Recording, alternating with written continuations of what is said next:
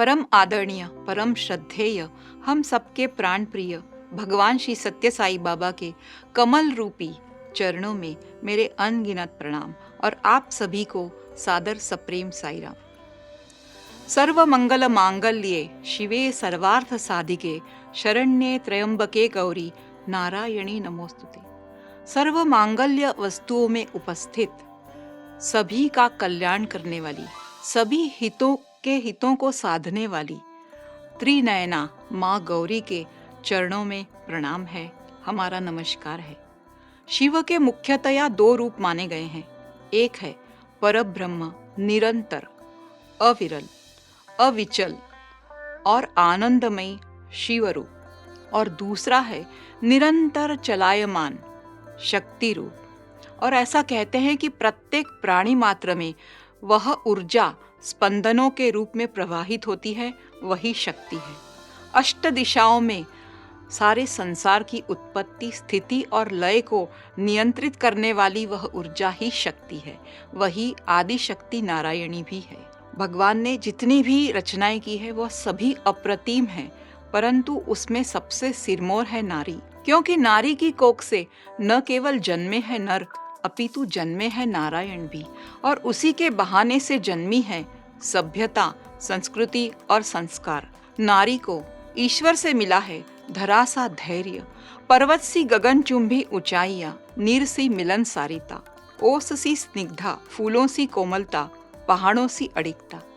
वह बाहर से जितनी कोमल है, अंदर से वह उतनी मजबूत भी है। कभी वह संतोषी है, स्वरूपा है और सरस्वती है, तो कभी उसने ही काली और दुर्गा के रूप में असुर संहार भी किए हैं। जहाँ एक नारी होती है वहाँ सारा संसार अपने आप ही बस जाता है। देवी की उत्पत्ति हुई कैसे? एक बार महिषासुर नामक एक राक्षस महाबली बन बैठा और उसने देवताओं को भी मारना और उन पर आक्रमण करना शुरू कर दिया। सभी देवता ब्रह्मा की अगुवाई में भगवान विष्णु और शंकर के पास गए और उन्हें सारा वृत्तांत कह सुनाया। विष्णु और शंकर भगवान की भौएं वक्र हो गई और उनके मस्तिष्क से एक तेज निकलने लगा। वह तेज एकत्र होने लगा और फिर सारे देवताओं के भी भौं से तेज निकलने लगा, जो एक जगह आकर पुंजीभूत हुआ, एकत्रित हुआ और उसमें से एक स्त्री का निर्माण हुआ। वही थी महाशक्ति, महाकाली, महासरस्वती। सारे देवताओं ने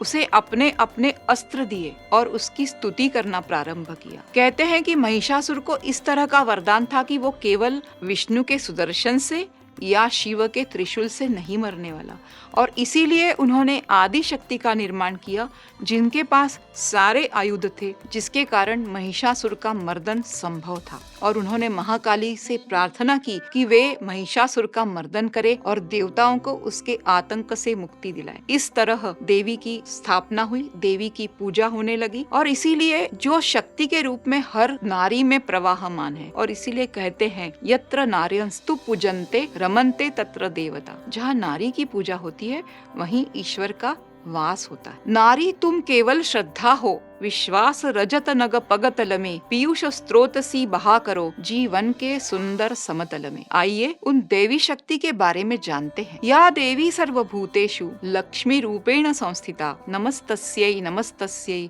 नमस्तस्यै नमो नमः। लक्ष्मी यानी घर की गृह लक्ष्मी, जो घर की अर्थव्यवस्था को संचालित करती है, और महालक्ष्मी जो सारे संसार के लक्ष्मी ऐश्वर्य को संचालित करती है। एक बार की बात है कि सुदामा कृष्ण से मिलने आते हैं। सुदामा का बहुत आदर सत्कार किया जाता है, उन्हें अपने सिंहासन पर बिठाते हैं और देखते हैं कि उनके कमर में एक पोटली लटकी हुई है जो निकाल के नहीं दे रहे हैं। तो भगवान कृष्ण उनके पास जाते हैं और वो पोटली उनसे छीन लेते हैं। उस पोटली में कूटा हुआ धान यानी उस तरह का जो अनाज होता है, तंदुल होते हैं, वो उसमें रहता है। उनकी पत्नी किसी पड़ोसी से मांग कर लाई रहती है। भगवान वो तंदुल धीरे धीरे खाने लगते हैं। प्रेम के भूखे, प्रेम के चावल, प्रेम के भाव से खाए रहे हैं। इक इक तंदुल के दाने में मित्र का दरिद्र मिटाने लगे हैं। इक इक मुट्ठी में इक इक लोग सुदामा के भाग में जाने लगे हैं। त्रिभुवन पति की देख उदारता, तीनों भवन ठर्राने लगे हैं। पहली मुट्ठी लेते प्रभु ने स्वर्ग सुदामा के नाम किया है। दूसरी मुट्ठी में धरती लोक का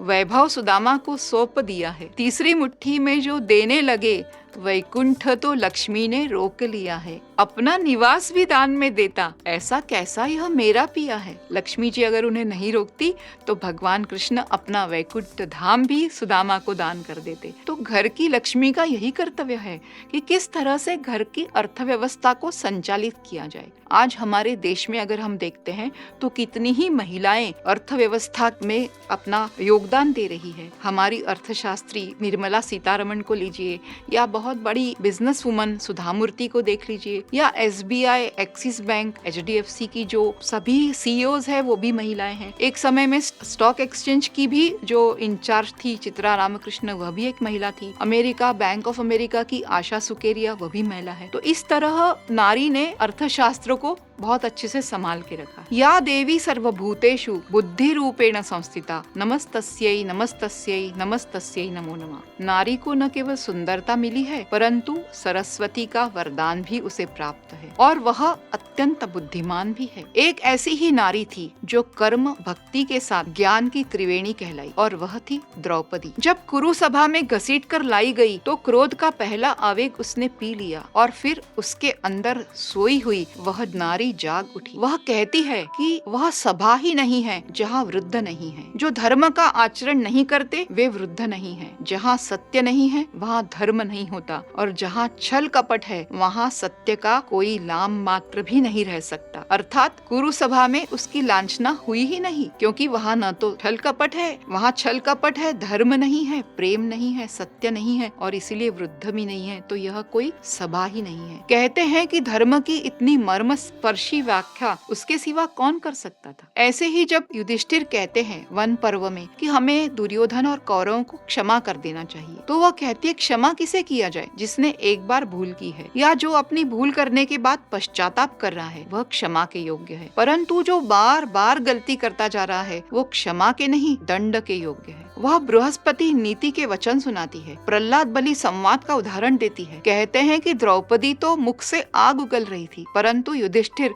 उसके ज्ञान से परिपूर्ण उस माधुर्य का ही पान कर रहे थे। ऐसे ही हमारे देश में बहुत बुद्धिमान स्त्रियां हुई। गार्गी, मैत्रेयी, इनकी हमने नाम सुना है। इसके अलावा उभय भारती जो मंडन मिश्र की पत्नी थी और एक बार शंकराचार्य जी से चर्चा के समय वह न्यायाधीश की भूमिका में थी। वह इतनी अधिक ज्ञानी महिला थी कि उन्होंने ऐसे ऐसे प्रश्न शंकराचार्य जी को पूछे कि जिससे वे भी थोड़ी देर के लिए चकित हो गए थे। ऐसे ही हमारे देश की प्रथम महिला चिकित्सक आनंदीबाई जोशी, यह भी तो ज्ञान का ही उदाहरण है। उसके अलावा राजस्थान की पहली कलेक्टर जो मात्र 23 वर्ष के उम्र में कलेक्टर बन गई थी, चंद्रकला नीरू, यह भी तो बुद्धि का ही उदाहरण है। या देवी सर्वभूतेषु शक्ति रूपेण संस्थिता नमस्तस्यै नमस्तस्यै नमस्तस्यै नमो नमः। जितनी भी देवियां जो सिंह पे आरूढ़ दिखाई देती है वह शक्ति का ही तो प्रतीक है। परंतु ऐसी ही एक नारी हुई झांसी की रानी लक्ष्मीबाई।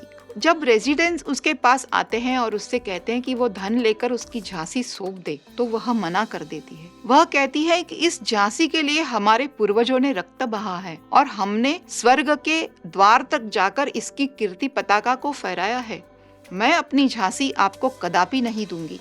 लक्ष्मी थी, दुर्गा थी, या थी वो वीरता की अवतार, उसकी देख कर तलवार होते थे मराठे भी चकित। जाओ रानी, याद रखेंगे तुमको यह भारतवासी, तेरा यह बलिदान दिलाएगा स्वतंत्रता अविनाशी। बुंदेले भर बोलो के मुंह, हमने सुनी कहानी थी, खूब लड़ी मर्दानी वह तो झांसी वाली रानी थी। तो यह शक्ति का प्रतीक है। उसके अलावा हम देखते हैं कि हमारी प्रथम हिमालय पर चढ़ने वाली प्रथम यात्री बछेंद्री पाल, या अंतरिक्ष में जाने वाली कल्पना चावला हो, या सुनीता विलियम हो, या बॉक्सिंग चैंपियन मैरी कॉम हो, क्या यह शक्ति का प्रतीक नहीं है? यह भी तो शक्ति को ही प्रदर्शित करते हैं। या देवी सर्वभूतेषु मातृत्व रूपेण संस्थिता नमस्तस्यै नमस्तस्यै नमस्तस्यै नमो नमः। सुब्बा राव की बेटी नामगिरी अम्मा को कहाँ पता था कि उनके श्वशुर द्वारा उनके नाम का परिवर्तन महज एक संयोग नहीं था, वह तो उस ईश्वर की पूर्व निर्धारित लीला ही थी। उनके ससुर कोंडम राजू ने उनका नाम रखा था ईश्वर अम्मा। वह विश्व स्तरीय मिशन के लिए अवतरित ईश्वर की माता बनी। वो बहुत ही भोली, सच्ची और इतनी साधारण महिला थी। उनके प्रेम का आकाश बहुत विस्तृत था, जैसे स्वामी का है। वह सबसे बहुत प्रेम करती थी, सब बच्चों को वह प्रेम करती थी और इसीलिए उन्होंने अस्पताल, स्कूल और पानी की व्यवस्था कराने के लिए स्वामी से वचन मांगा था। एक बार की बात बताना चाहूंगी कि स्वामी अफ्रीका जाने वाले थे और माता को पता चला कि स्वामी अफ्रीका जा रहे हैं तो वो डर गई, क्योंकि उन्होंने सुना था कि अफ्रीका के जंगलों में बहुत हिंसक पशु रहते हैं। उसने कहा कि तुम स्वामी को मत ले जाओ। भक्तों ने कहा, स्वामी हम अकेले थोड़ी जा रहे हैं और हम तो स्वामी के भक्तों से मिलने जा रहे हैं, जंगल का क्या काम, पर तुम जंगल तो जाओगे। हाँ, अगर माँ हम जंगल भी गए तो हम बहुत सारे लोग रहेंगे, आपको डरने की कोई आवश्यकता नहीं है। फिर भी माँ जिद करने लगी, अरे तुम स्वामी को मत ले जाओ, तुम उन्हें नहीं जानते, मैं उन्हें बहुत अच्छे से जानती हूँ। तो एक भक्त ने कहा, माँ आप क्यों डर रही है, स्वामी वैसे भी तो ईश्वर ही है। माँ ने कहा, हाँ रे, मैं जानती हूँ कि स्वामी ईश्वर है, पर वो हिंसक पशु तो नहीं जानते कि स्वामी ईश्वर है। इस तरह माँ का भोलापन प्रदर्शित होता है कि जो अपने पुत्र के प्रति इतना अधिक प्रेम से डूबी हुई थी, आकंठ डूबी हुई थी, कि वो अपने बच्चे को अपने से दूर नहीं भेजना चाहती थी। या देवी सर्वभूतेषु दया रूपेण संस्थिता नमस्तस्यै नमस्तस्यै नमस्तस्यै नमो नमः। विदेश से भारत आई और यहीं बस गई। संकल्पता तो केवल मानव मात्र की सेवा का। बाबा के जो मुख्य वाक्य है, लव ऑल सर्व ऑल, सबसे प्रेम करो, सबकी सेवा करो, इसको उन्होंने आजीवन जिया है। अनाथ बच्चों की वह माँ बनी, कितने ही कुष्ठ रोगियों की माँ वह माँ बनी, वह थी मदर टेरेसा। प्राकृतिक रूप से माँ नहीं बन पाई, पर इतने लोगों की माँ बन पाई, वह उसके सेवा के बल पर। उनके मदर्स होम के दरवाजे हर किसी के लिए हमेशा खुले रहते थे और उन्होंने बाबा के इस महान वाक्य को आजीवन जिया है। भगवान ने भी हमें बार बार कहा है कि सेवा ही साधना की वह स्वर्णिम सीढ़ी है जिस पर चलकर तुम मुझ तक पहुंच सकते हो, बहुत जल्दी पहुंच सकते हो, क्योंकि वह स्वर्णिम सीढ़ी है। और इसीलिए हमें भगवान ने सेवा का मौका देकर उपकृत किया है। हम उस भगवान के समकक्ष जन्म ले सके, उनके मिशन से जुड़ सके और उनके बताए हुए मार्ग पर चल सके, इससे अधिक भाग्य किसी व्यक्ति का क्या हो सकता है।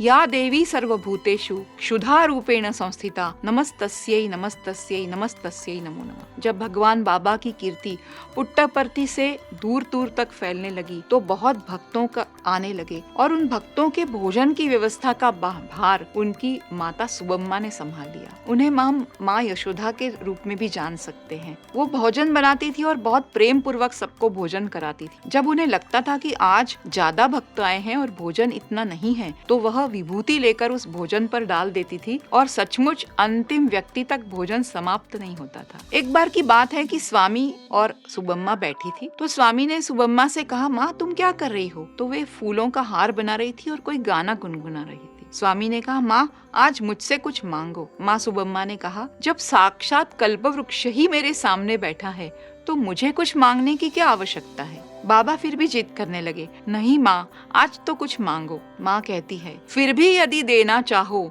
इतना ही मुझको दे देना, मैं साई कहकर प्राण त्यजू, तुम मेरे सम्मुख रहना। अमरत्व उन्हें दो जो चाहे, मुझको मेरी मृत्यु देना, आना और गमन सकारत हो, बस तुम मेरे सम्मुख रहना। अब वो बहुत वृद्ध हो गई थी और उनके मृत्यु का समय निकट आ गया। परिवार वालों को लगा कि प्राण तो उड़ चुके हैं, केवल शरीर रह गया है, इसलिए उनके शरीर को धरती पर रख दिया गया। पर जहाँ आस टूटी वहीं तो स्वामी है। थोड़ी देर में स्वामी की कार उनके घर में, उनके आंगन में प्रवेश करती है।